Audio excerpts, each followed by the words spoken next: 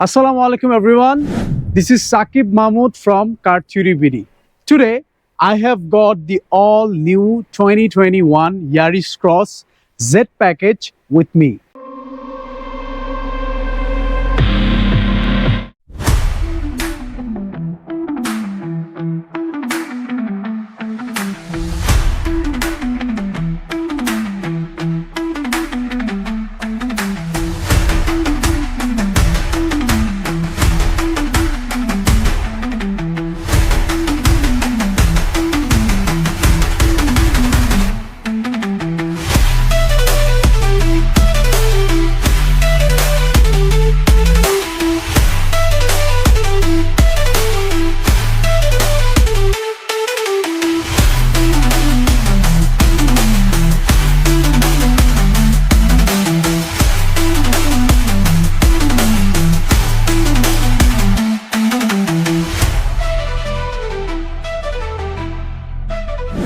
এটার auction grade 5 এবং এটার মাইলেজ অনলি 7000 কিলোমিটার। 2020 সাল থেকে টয়োটা কর্পোরেশন মার্কেটে লঞ্চ করে এই ইয়ারিস ক্রস গাড়িটি। এটা একটা কম্প্যাক্ট এসইউভি কার যেটা আপনাদের বাজেটে খুব ইজিলি ফিট করতে পারবেন। এইটার আরবান ডিজাইন এবং স্পোর্টি লুকের কারণে এই গাড়িটা কিন্তু রাইট নাও বাংলাদেশের মার্কেটে অনেক বেশি পপুলার এবং রাইট নাও এই গাড়িগুলোর ডিমান্ড অনেক বেশি। এইটার চেসিস কোড হচ্ছে MXPJ10।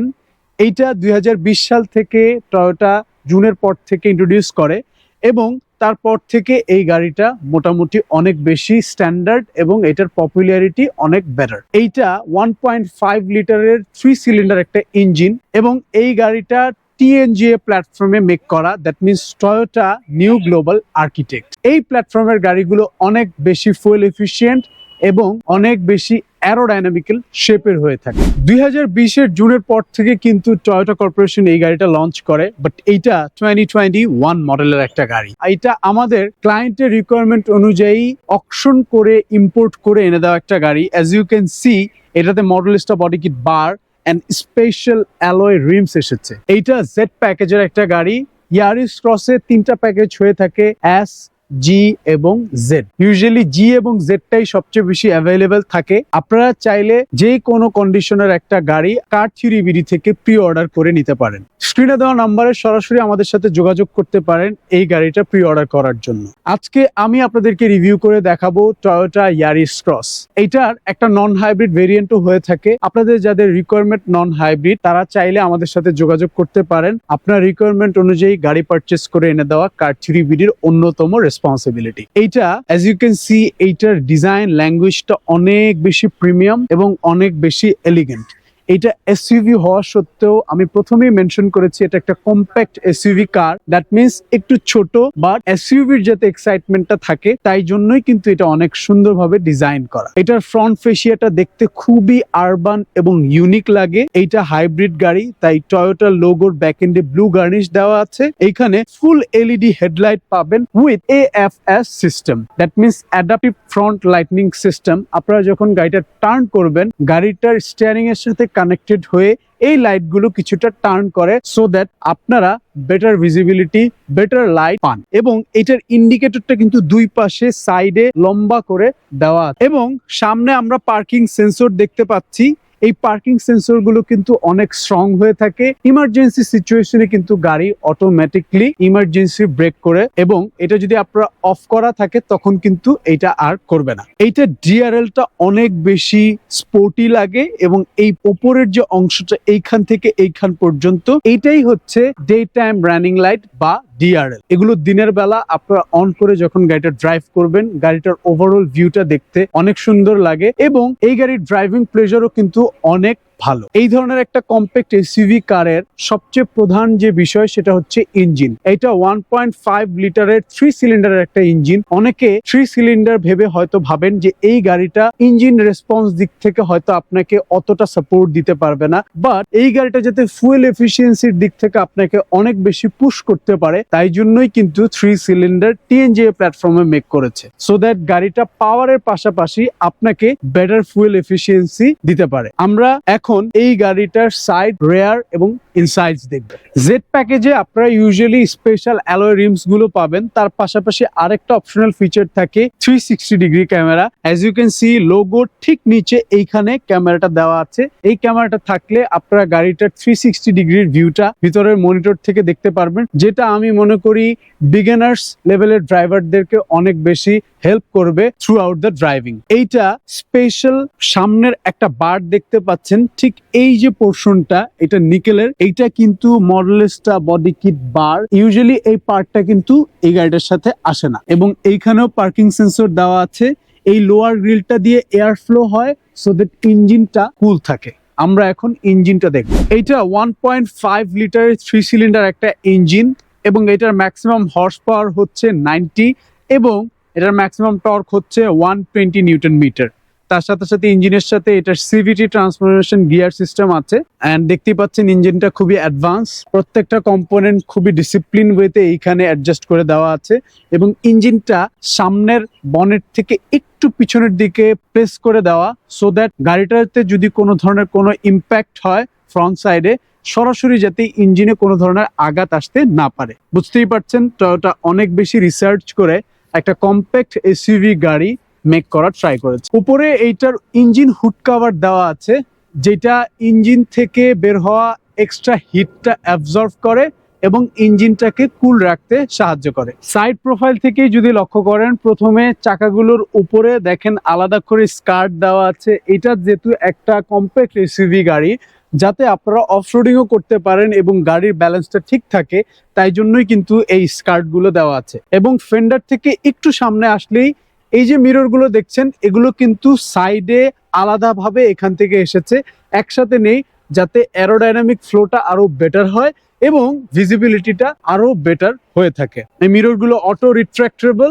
কি থেকে অন অফ করলে এটা ফোল্ড আনফোল্ড হয়ে যায়। তার পাশাপাশি বিএসএম বা ব্লাইন্ড স্পট মনিটরিং সিস্টেমও কিন্তু এখানে আছে। চাকাগুলো দেখতে পাচ্ছেন স্পেশাল অ্যালয় রিমের 18 ইঞ্চিসের অ্যালয় রিম এসেছে এই গাড়িটার সাথে। প্লাস এটা কিন্তু keyless entry, that means just কি থাকলে আপনি প্রেস করলে গাড়ি ওপেন হয়ে যাবে। এটাতে 210 মিলিমিটারের একটা গ্রাউন্ড ক্লিয়ারেন্স আছে, যেটা আমি মনে করি ঢাকা এবং ঢাকার বাইরে রাস্তার জন্য সুইটেবল, সো দ্যাট আপনাদের কোনো প্রবলেম হবে না। অ্যাজ ইউ ক্যান সি এইটাতে স্পেশাল অ্যালয় রিমস থাকার কারণে এটা দেখতে অনেক বেশি স্পোর্টি। এবং আমি প্রথমে বলেছি এটার গ্রেড 5, যার কারণে দেখতে পাচ্ছেন এই চাকাগুলোর কন্ডিশন, টায়ারটা কত বেটার।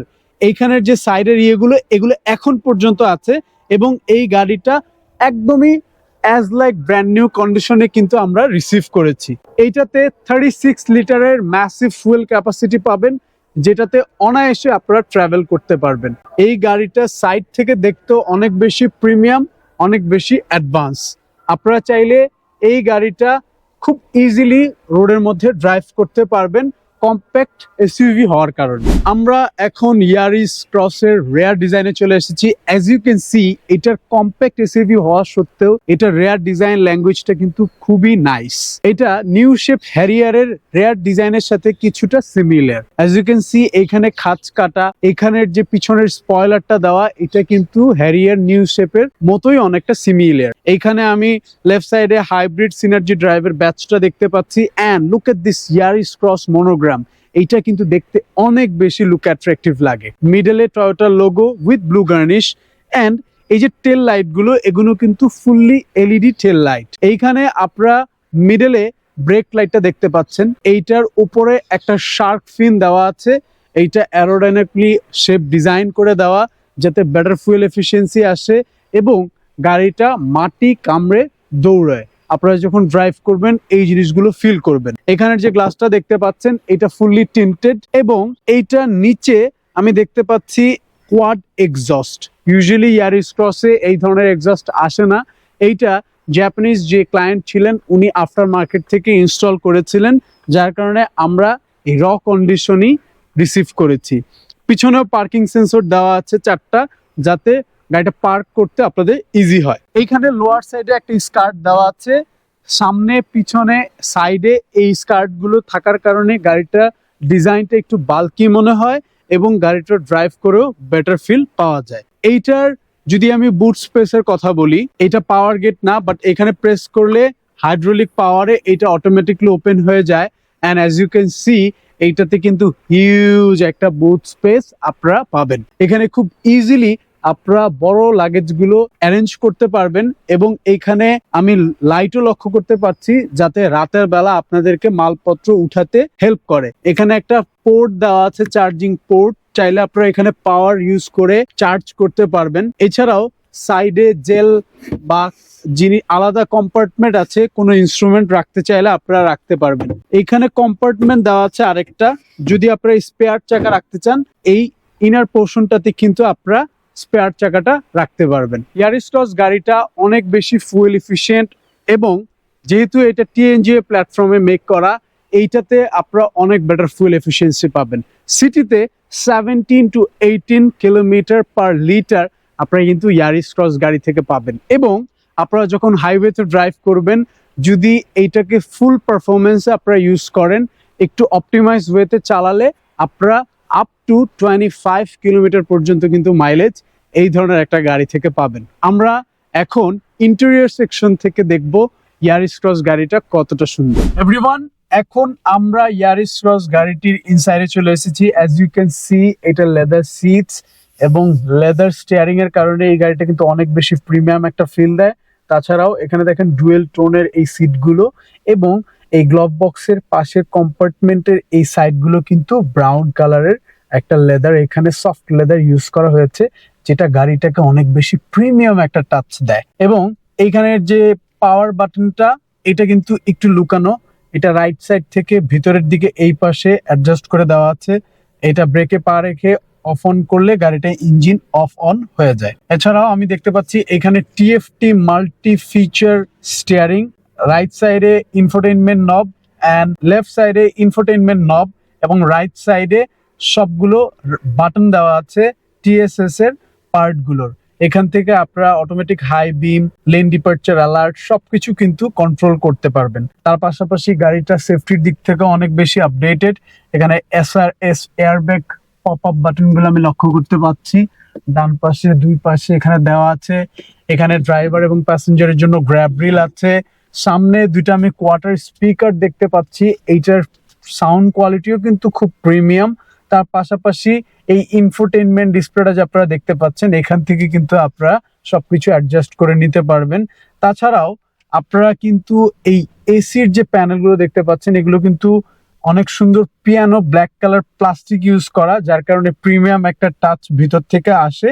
এবং এইখানের এই গ্লাসগুলো ডোরটা ওপেন অন অফ করার জন্য যেই লিভারটা, এটা কিন্তু আলাদা একটা কেসিং এর মধ্যে করে দেওয়া। এখানে দেখেন প্লাস্টিকের নিকেল ফিনিশিং মনে হচ্ছে এখানে দেওয়া আছে একটা, এবং এইখানেও কিন্তু এই জিনিসটা ইউজ করে দেওয়া, যাতে ভিতর থেকে গাড়িটা অনেক বেশি প্রিমিয়াম ফিল দেয় আপনাদেরকে। বাট এটাতে কোনো আর্মরেস্ট নেই, আর্মরেস্ট আসে না ইউজুয়ালি ইয়ারিস ক্রসে। বাট এইখানে আমি দেখতে পাচ্ছি দুটো কাপ হোল্ডার আছে বিগ সাইজের, এবং সিভিটি ট্রান্সমিশন গিয়ারের কথা আমি আগেই বলেছিলাম।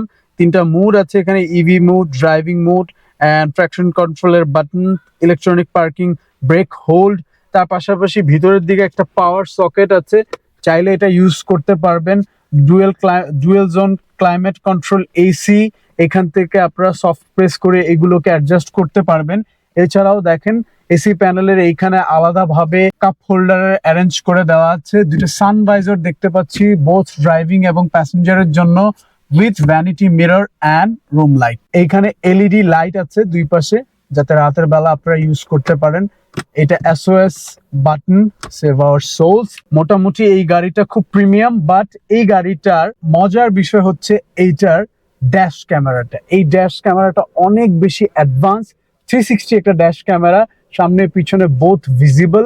এইটা জাপানিজ ক্লায়েন্ট ওনার রিকোয়ারমেন্ট অনুযায়ী আফটার মার্কেট থেকে পারচেস করে ইনস্টল করেছে।